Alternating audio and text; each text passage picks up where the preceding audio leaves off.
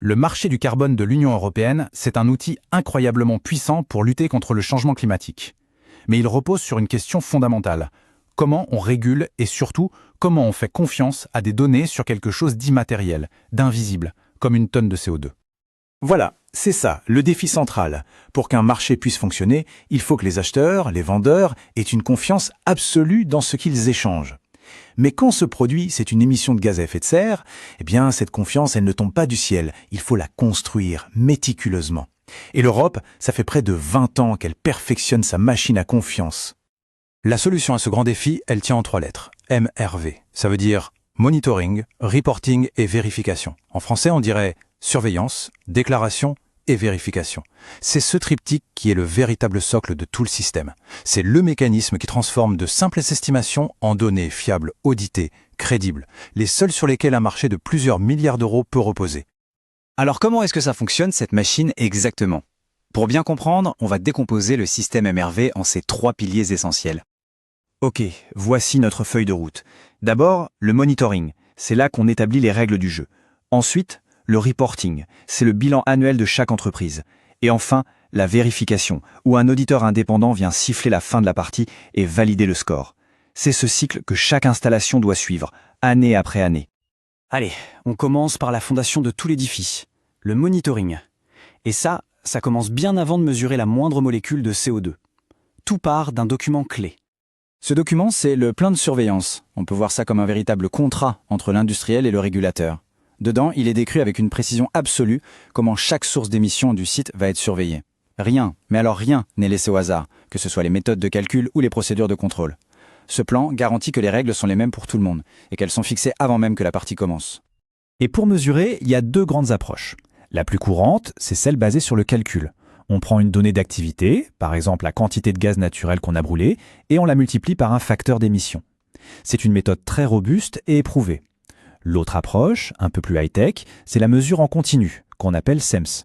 Là, des analyseurs sont installés directement sur les cheminées et mesurent en temps réel les émissions. C'est plus précis, bien sûr, mais c'est aussi plus cher. C'est donc réservé aux très grosses installations. Le système est aussi assez intelligent. Il est proportionné. Il y a différents niveaux d'exigence qu'on appelle des tiers. Une petite chaudière de secours, par exemple, pourra utiliser des valeurs par défaut assez simples. C'est le tiers 1.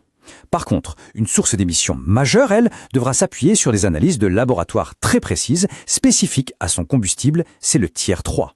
Comme ça, l'effort est concentré là où l'impact sur la précision des données est le plus grand. Passons maintenant à la 2e étape. C'est le moment où toutes ces données, collectées scrupuleusement pendant 1 an, sont rassemblées pour créer le fameux bulletin de notes annuel.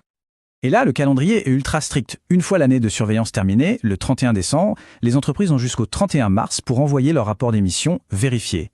C'est une date limite non négociable. Ensuite, elles ont jusqu'au 30 avril pour payer la facture, c'est-à-dire rendre le nombre exact de quotas carbone qui correspond à leurs émissions vérifiées.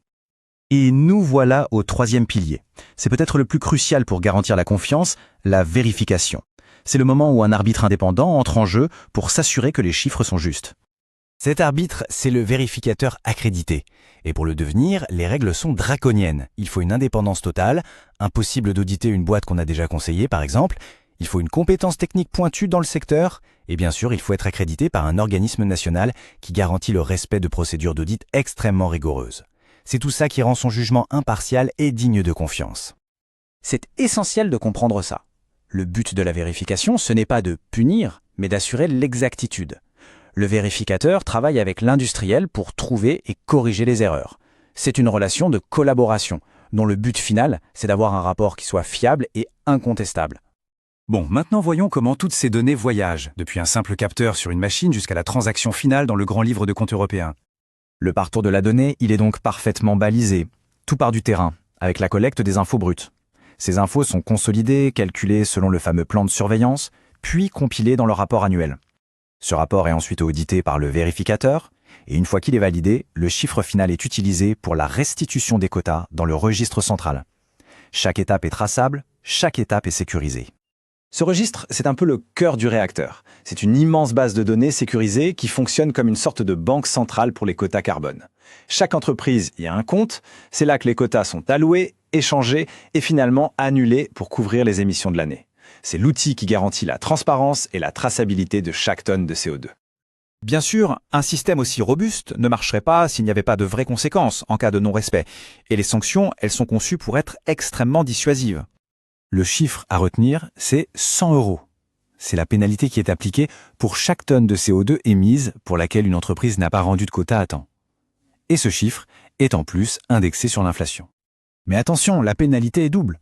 Prenons un exemple, une usine qui oublie de restituer 2000 quotas. Non seulement elle va devoir payer une amende de 200 000 €, mais en plus, elle devra quand même acheter et restituer ces 2000 quotas manquants l'année d'après.